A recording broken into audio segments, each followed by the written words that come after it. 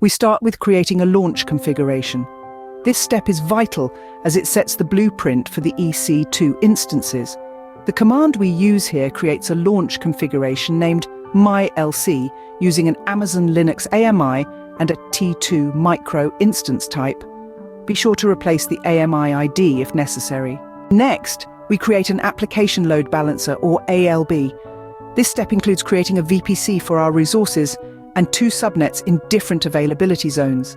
The significance of having these subnets in different zones is to ensure redundancy. If one availability zone experiences an outage, the other can continue to handle requests. Then, we generate our ALB and a target group.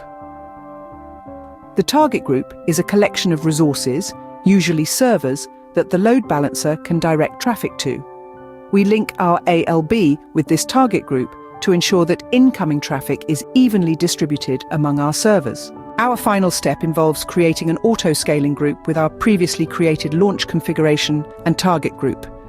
This is where fault tolerance comes into play. The auto-scaling group maintains a steady number of EC2 instances across 2 availability zones. If an instance fails, AWS automatically replaces it to maintain the desired capacity, hence ensuring fault tolerance. To summarize, this script sets up a basic environment in AWS with fault tolerance and redundancy.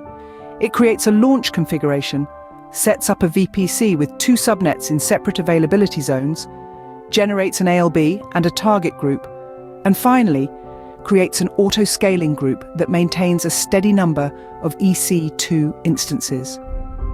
Remember, this script is a starter pack and does not include cleanup, security groups, or other necessary configurations for a production environment.